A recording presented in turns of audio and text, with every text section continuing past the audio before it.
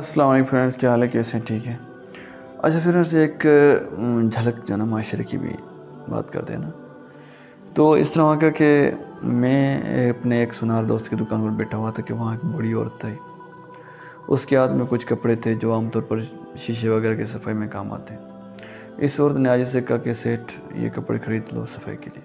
मेरा दोस्त उस वक्त मुझसे एक मजहबी बहस में मसरूफ़ था। उसने फ़ौरन से बूढ़ी औरत से कहा कि नहीं चाहिए। मैंने बीच में मदद की कि यार ले लो ना, काम आएंगे। मेरे दोस्त ने उससे पूछा कि कितने के हैं, तो औरत बोली सेठ 10 रुपये का एक है। मेरे दोस्त बोला कि 10 का तो बहुत महंगा है, तो 20 रुपये में दे, 3 दिन आए तो 2 बार ना जाओ। तो मैंने फिर मुदाखलत की कि अरे यार तुम मुझे 30 रुपये दे दो। मेरे दोस्त का मुँह खुले का खुला रह गया, लेकिन मैंने कहा कि लेकिन वे किन को छोड़ो। मैंने अपनी जेब से 30 रुपये निकाले तो ये लो अम्मा। तो उस औरत ने मेरे हाथ से रुपये लिए और कपड़े देने के बाद आसमान की तरफ इशारा करते हुए दुआएं देते हुए चली गई। मेरा दोस्त फ़ौरन बोला कि ये क्या हरकत, तुम्हें पता है कि वो 30 रुपये में तो 5 कपड़े दे के जाती। मैंने उसे समझाते हुए कहा कि देखो यार, ये गरीब लोग हैं, इनके लिए 10-20 रुपये बड़ी अहमियत रखती है और इनके शराब से क्या करो। ये भीख नहीं मांगते, चोरी नहीं करते, ये रिज़्क़ के हलाल कमाते हैं। रिज़्क़ के हलाल तुम्हारी तरह 18 कैरेट के सोने की 22 कैरेट का केक नहीं बेचते।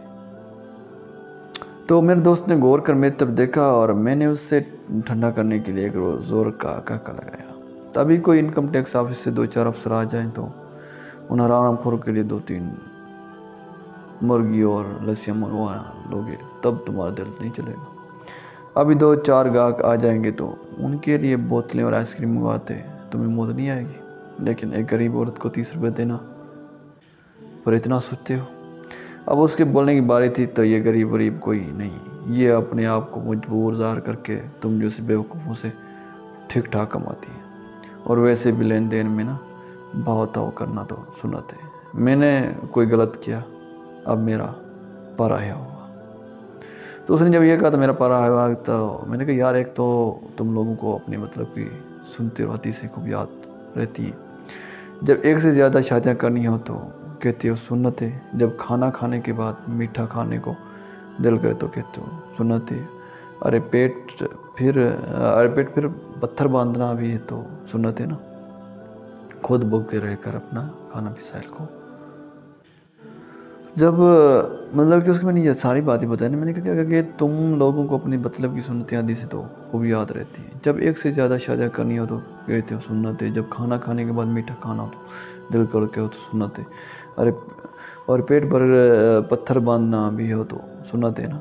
खुद भूखे रहकर अपना खाना भी साहिल को खिला देना भी तो सुन्नत है ना। ये सुनते याद नहीं रहती, सिर्फ अपने मतलब की सुन्नत और हदीस याद रहती है।